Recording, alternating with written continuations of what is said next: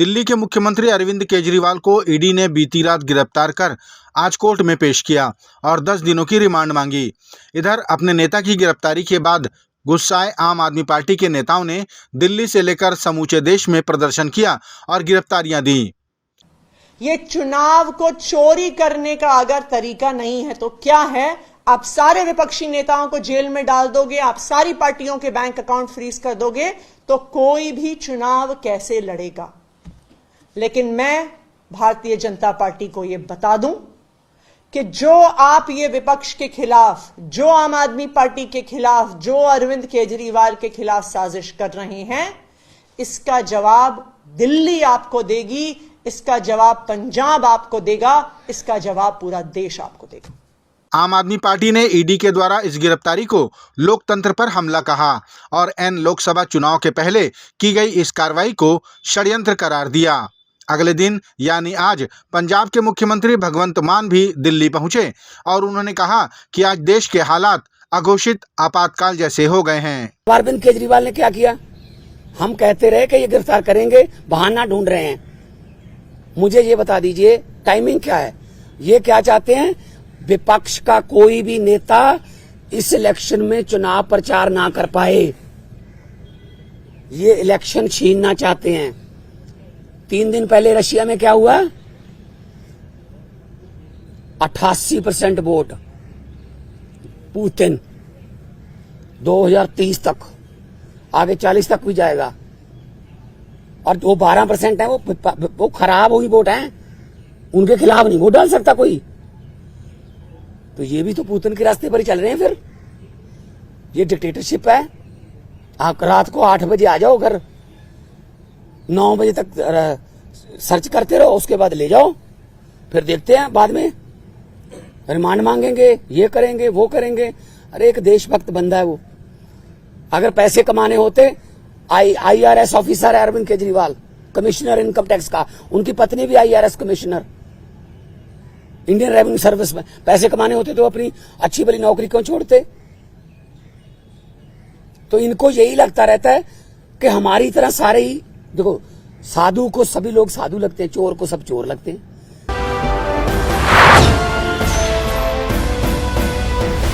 छत्तीसगढ़ कांग्रेस के प्रदेश प्रभारी सचिन पायलट ने अपने 2 दिवसीय प्रवास के दौरान जांजगीर चांपा और बिलासपुर में कार्यकर्ताओं से संवाद किया और कांग्रेस के प्रत्याशियों के पक्ष में कार्य करने की अपील की। उन्होंने मीडिया से बात करते हुए बताया कि कार्यकर्ताओं से मीटिंग बहुत अच्छी रही और माहौल भी कांग्रेस के पक्ष में है। कार्यकर्ताओं में बहुत उत्साह है और मुझे लगता है कि यहाँ पर जो भाजपा के लगातार सांसद बने हैं, बहुत ज़्यादा योगदान नहीं दे पाए विकास में, और अब जनता उठ चुकी है, बदलाव चाहती है। केंद्र की सरकार के खिलाफ लोगों के मन में बहुत सारे सवाल भी हैं और मुझे लगता है कि यहाँ पर जो परिणाम अब तक कांग्रेस पार्टी के आए छत्तीसगढ़ में, उससे कहीं ज़्यादा बेहतर इस बार परिणाम आने वाले हैं और कार्यकर्ताओं में बहुत उत्साह है। हम सब लोगों ने मिलकर कार्यकर्ताओं से आह्वान किया, कार्यकर्ताओं से एकजुटता का परिचय दें।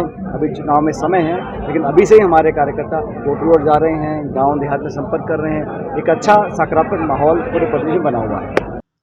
कांग्रेस के 11 खातों को फ्रीज किए जाने के सवाल पर सचिन पायलट ने कहा कि ऐसे अनैतिक कार्य को लेकर निर्वाचन आयोग को संज्ञान लेना चाहिए और कार्रवाई करके हमारे बैंक खातों को पुनः शुरू कराना चाहिए। लेकिन इस प्रकार बीजेपी ने और केंद्र की सरकार ने कांग्रेस के साथ जो प्रतिशोध की भावना से काम किया है, हमारे खातों को सीज किया गया है, हमारे सारे पैसे रोक दिए गए हैं, ये एक अनैतिक, अलोकतांत्रिक और एक गैर कानूनी कदम उठाया है, क्योंकि आचार संहिता लग चुकी है और कांग्रेस राष्ट्र में सबसे बड़ी विपक्ष की पार्टी है। विपक्ष की पार्टियों को आप चुनाव लड़ने से रोकना चाहें या उनके रास्ते को बाधित करना चाहें, ये लोकतंत्र के लिए एक स्वस्थ परंपरा नहीं है और चुनाव आयोग को इसका संज्ञान लेकर इस पर कार्रवाई करनी चाहिए। हमारे खातों को बिना वजह सीज किया गया है, 11 खाते बंद कर दिए, 115 करोड़ रुपए जो हमने चंदा इकट्ठा किया चुनाव लड़ने के लिए, भाजपा ने हजारों करोड़ इकट्ठा किया गैर कानूनी तरीके से, उस पर कोई कार्रवाई नहीं। और हम लोगों का जो कुछ पैसा था उसको सीज करने का काम किया, इसको मैं बहुत गलत मानता हूँ और निर्वाचन आयोग को निष्पक्षता का परिचय देते हुए भाजपा पे कार्रवाई करनी चाहिए और हमारे खातों को दोबारा चालू करना चाहिए। छत्तीसगढ़ के उप मुख्यमंत्री अरुण साव ने कहा कि कांग्रेस अंतर्कलह से जूझ रही है। कांग्रेस ने सरकार रहते हुए अपने ही कार्यकर्ताओं की पूछ परख नहीं की, इसीलिए पूर्व मुख्यमंत्री की उम्मीदवारी के खिलाफ कार्यकर्ता उतर आए हैं। उन्हें तो कार्यकर्ता मंच से खरी खोटी सुना रहे हैं। इससे प्रतीत होता है कि अब कांग्रेस के पास कार्यकर्ता भी नहीं बचेंगे और भारतीय जनता पार्टी का परचम 11 की 11 लोकसभा सीटों में लहराएगा। पिछले 5 सालों में भूपेश बघेल ने जैसी सरकार चलाई है, जो छत्तीसगढ़ की दुर्दशा की, छत्तीसगढ़ में अराजकता फैलाई, छत्तीसगढ़ को दोनों हाथों से लूटने का काम किया, उसका परिणाम अब निकल कर आ रहा है कि उन्हीं के पार्टी के कार्यकर्ता सार्वजनिक रूप से माइक में उनके खिलाफ बोल रहे हैं, पत्र लिख रहे हैं कि उनका टिकट निरस्त किया जाए। ये बताता है कि किस तरह के आंतरिक झगड़े कांग्रेस में मचे हुए हैं। कांग्रेस डूबती हुई जहाज है और ये दृश्य दिख रहा है। छत्तीसगढ़ में 11 की 11 सीटें भारतीय जनता पार्टी का जीतना तय है। छत्तीसगढ़ के मुख्यमंत्री विष्णुदेव साय भी चुनाव प्रचार में लग गए हैं। बीते दिनों बस्तर लोकसभा के चुनावी प्रचार के बाद आज वे राजनांदगांव लोकसभा के चुनाव प्रचार के लिए पहुंचे। यहां उन्होंने प्रत्याशी संतोष पांडे के पक्ष में जमकर प्रचार किया और उन्हें जिताने की अपील की। श्री संतोष पांडे जी बहुत अनुभवी प्रखर वक्ता, संगठन में भी परिपक्व और एक बार सांसद रह चुके हैं और पूरी मजबूती के साथ क्षेत्र की समस्याओं को लोकसभा में उठाए हैं। तो निश्चित रूप से क्षेत्र की जनता, यहाँ के कार्यकर्ता दोबारा उनको प्रचंड मतों से सांसद बना के दिल्ली भेजेंगे। राजनांदगांव लोकसभा में आयोजित कार्यकर्ता सम्मेलन में मुख्यमंत्री विष्णुदेव साय ने अपनी सरकार के 100 दिन पूर्ण होने पर मोदी की गारंटी के पूर्ण हुए कार्यों को जन समूह से साझा किया। पूर्व मुख्यमंत्री भूपेश बघेल तो कोई भी जांच हो जाए काबर डरना चाहिए, लेकिन कहीं ना कहीं चोर के दाढ़ी में तिनका है, अमन के दाल में काला है कि नहीं? पूरा काला ही काला है दाल में। तो ऐसे प्रत्याशी ला ऐसा मजा चखाना है कि यदि वो झांक के भी मत देखे राजनांदगांव तरफ, यापन करिया ना।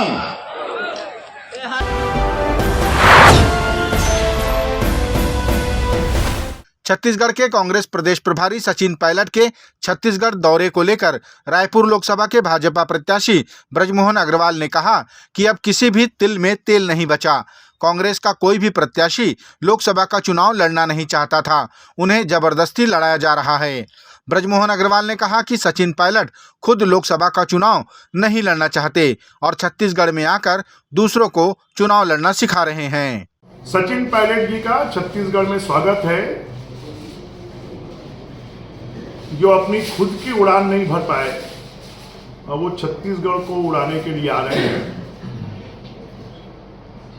जो स्वयं लोकसभा चुनाव लड़ने के लिए तैयार नहीं है, वो दूसरों को लोकसभा चुनाव लड़वाने के लिए आ रहे हैं। छत्तीसगढ़ की जनता ने कांग्रेस को पहले ही नकार दिया है। सचिन जी, अब इन तिलों में तेल नहीं बचा है। आपका पार्टी का कोई नेता चुनाव नहीं लड़ना चाहता और आपकी मेहनत यहाँ पर बेकार जाएगी। मुझे लगता है कि आप जाकर राजस्थान में मेहनत करें तो ज़्यादा अच्छा होगा।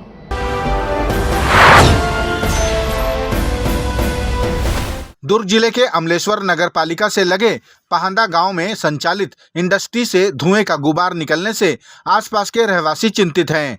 धीमे जहर के रूप में इंडस्ट्री की चिमनी से निकलने वाला यह धुआं आसपास की कॉलोनियों तक पहुंचकर लोगों की सेहत से खिलवाड़ कर रहा है। शासन प्रशासन ने इन इंडस्ट्रियों को रहवासी क्षेत्र के आसपास संचालन की अनुमति कैसे दे दी, ये एक सवाल के रूप में उभर रहा है। अगर जल्द ही कोई व्यवस्था नहीं की गई तो इन इंडस्ट्री से निकलने वाले धुएं का प्रकोप आसपास के हजारों लोगों की सेहत बिगाड़ चुका होगा।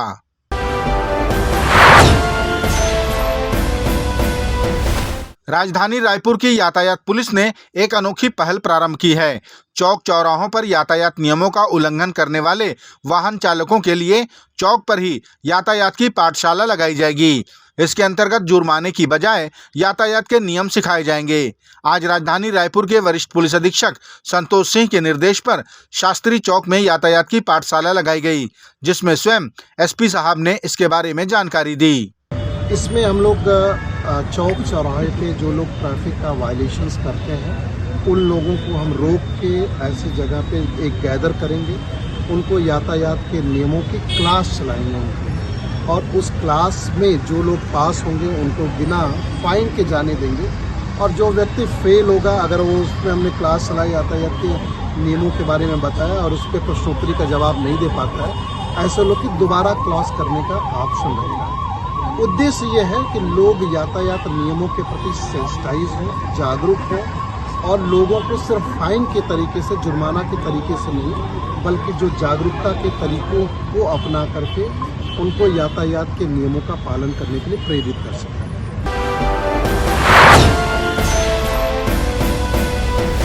शुक्रवार को छत्तीसगढ़ कांग्रेस के प्रदेश प्रभारी सचिन पायलट ने राजधानी रायपुर के कांग्रेस मुख्यालय राजीव भवन में कांग्रेस के विभिन्न मोर्चों की बैठक लेकर आगामी चुनाव की रणनीति तैयार की।